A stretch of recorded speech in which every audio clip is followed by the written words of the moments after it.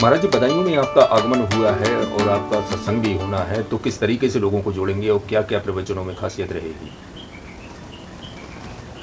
एक तो सच्चा, तेरा नाम सच्चा, वो पार ब्रह्म परमेश्वर एक है, उसका प्रकाश सब में समाया हुआ है।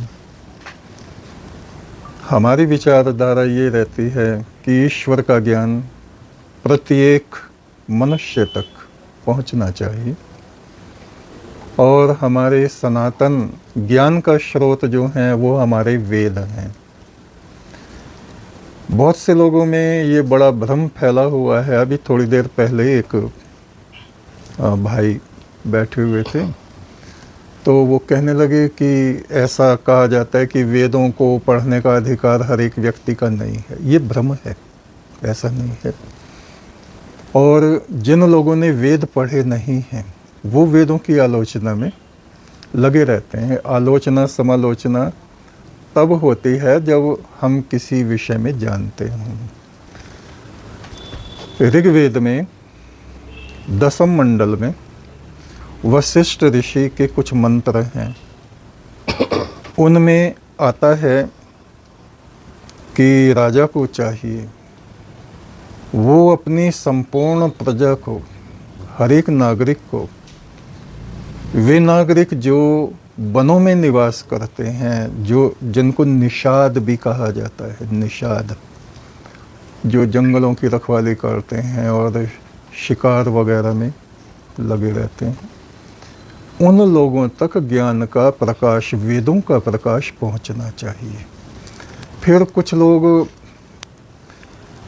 उल्टी सीधी अपने मन से वक्तव्य देते रहते हैं कि स्त्रियों को गायत्री नहीं जपनी चाहिए और उनको यज्ञोपवीत नहीं होना चाहिए स्त्रियों का। ये सब अनर्गल बातें हैं। क्यों? क्योंकि हमारे वेदों में 29 ऋषिकाएँ हुई हैं, महिलाएं, जिन्होंने मंत्रों की रचना की है। यज्ञ में वो बराबर सहयोग करने वाली रही हैं। और आप देखिए, वैदिक जितने भी कार्य हैं, यज्ञ हो रहा है तो उसमें पत्नी को भी बैठाया जाता है, यानी स्त्रियों का बराबर सम्मान हमारे महापुरुष और ख़ास तौर से वेद करते हैं और किसी में भेद नहीं करते। हमारा कहना यह है कि हर एक आश्रम में वेद होने चाहिए, हर एक विद्यालय में वेद होने चाहिए, और उन वेदों के बहुत अधिक नहीं तो कम से कम 4 वेद हैं तो 4 सूक्त विद्यार्थियों के लिए एग्ज़ाम में लगाए जाने चाहिए, जिससे वो एग्ज़ाम में लगेंगे तो वो पढ़ेंगे उन चीज़ों को और वो जान पाएंगे कि वेदों की शिक्षा क्या है। वेदों में ईश्वर आराधना, हमारे लोग पढ़ लिख जाते हैं, पीएचडी कर लेते हैं, प्रिंसिपल बन जाते हैं और मैं कहूँगा अगर किसी को बुरा ना लगे तो धर्माचार्य भी बन जाते हैं, लेकिन उन्होंने वेद पढ़े नहीं होते। बिना वेद पढ़े वो धर्मगुरु बन जाते हैं। उन्हें खुद पता नहीं होता कि हम किसकी आराधना करें। मैं फिर कह रहा हूँ, मेरे वचनों से किसी को ठेस नहीं लगनी चाहिए। कोई कहेगा तुम राधे राधे जप लो, चल रहा है हमारे देश में। कोई कहेगा तुम शिव जी की पूजा करो, कोई कहेगा तुम हनुमान की पूजा करो, कोई कहेंगे देवी माता की पूजा करो। उनसे पूछो ये सब जिनके नाम आप बता रहे हो, इन्होंने किसकी पूजा की है? महादेव से लगा के और कृष्ण महाराज तक, ये सब हमारे महापुरुष हैं। हम उनका आदर करते हैं, उनको प्रणाम करते हैं, उनकी शिक्षाओं को आत्मसात भी करते हैं। लेकिन ये देखो, इन 33 करोड़ देवी देवताओं का आराध्य देव कौन रहा? वो पार ब्रह्म परमेश्वर, एकम ब्रह्म आदि ब्रह्म नमस्तुभ्यम। उस पार ब्रह्म परमेश्वर को नमस्कार है जिसने सबको उत्पन्न किया, पृथ्वी, सूर्य, स्वर्ग, देवलोक आदि सब उस परमात्मा ने बनाए। वो ही सबका आराध्य देव है। आप 1 करोड़ मुसलमानों से पूछो तुम किसकी पूजा कर रहे हो, तो वो कहेंगे उसकी, वो जो सिरजनहार है, वो जो भले ही अरबी में वो अपनी भाषा में उसको कुछ भी नाम रख दें, अपनी भाषा में बोलेंगे ना, अरब की भाषा में स्तुति वही भाषा में बोलेंगे, लेकिन वो भी ये सिद्ध हो चुका है कि वेदों की ही भाषा का अनुवाद अरबी में है। हमारे प्राचीन ऋषि मुनि जैसे अगस्त मुनि महादेव शिव के बड़े पुत्र कार्तिक स्वामी को लेके पूरी पृथ्वी की उन्होंने धर्म परिक्रमा की और वेद मार्ग का उन्होंने प्रचार किया। तो सब जगह उस परम ब्रह्म की पूजा है। मैं ये कह रहा था कि 1 करोड़ों मुस्लिम भाई हमारे एक ही ईश्वर की पूजा करते हैं, या नमाज कहिए। नमाज का मतलब भी स्तुति और नमस्कार से ही है, उस परमात्मा को जो नमस्कार है। अल्हम्दुलिल्लाहि रब्बिल आलमीन, मैं उस परमात्मा की आराधना करता हूँ जो संपूर्ण विश्व का स्वामी है।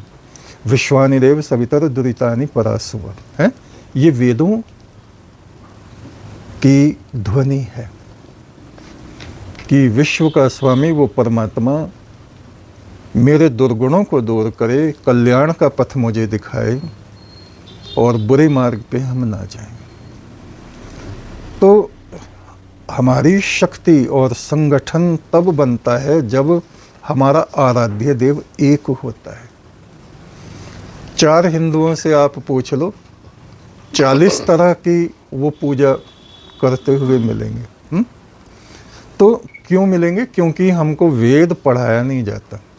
कृष्ण महाराज जब से अंतर्ध्यान वे संसार से गए, हमारी शिक्षा पद्धति में वेदों का कोई स्थान नहीं। किसी आश्रम में सिवाय वैदिक आश्रमों के किसी आश्रम में आपको वेद नहीं मिलेंगे, वेद की शिक्षा नहीं मिलेगी, परम ब्रह्म का मंत्र जपने वाले नहीं मिलेंगे, हैं? देवी देवता इनकी पूजा करने वाले लोग आपको मिलेंगे। 2 तरह के सन्यासी हमारे देश में हैं।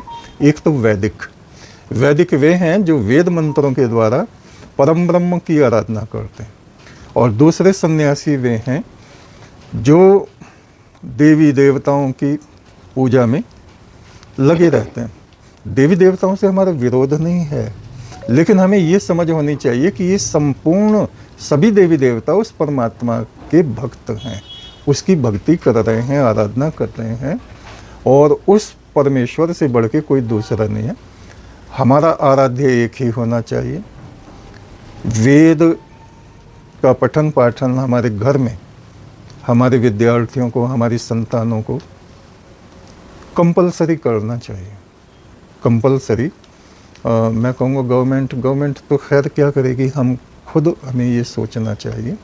तो आगे उम्मीद लगती है कि सरकार इसके लिए शिक्षा में जोड़ेगा? कार्य कर रहे हैं। हमारे योगी जी ने इधर बिजनौर में वेद विद्यालय भी खुलवाया है और उसमें वो लगे हुए हैं, और उत्तराखंड में तो संस्कृत को कंपलसरी कर दिया है। महाराज जी, एक सवाल था आपसे कि ये जो राम मंदिर में जो चंदे की चोरी हुई है, उस पर क्या विचार है आपका? देखिए, मेरा तो कोई विचार नहीं है उस पर। पहले तो एक व्यवस्था होती है सब जगह की, तो व्यवस्था ठीक होंगी तो ऐसा कुछ होगा नहीं। महाराज, ऐसा ही मामला एक मथुरा श्री कृष्ण मंदिर में सामने आया है। जाने कितनी जगह हैं।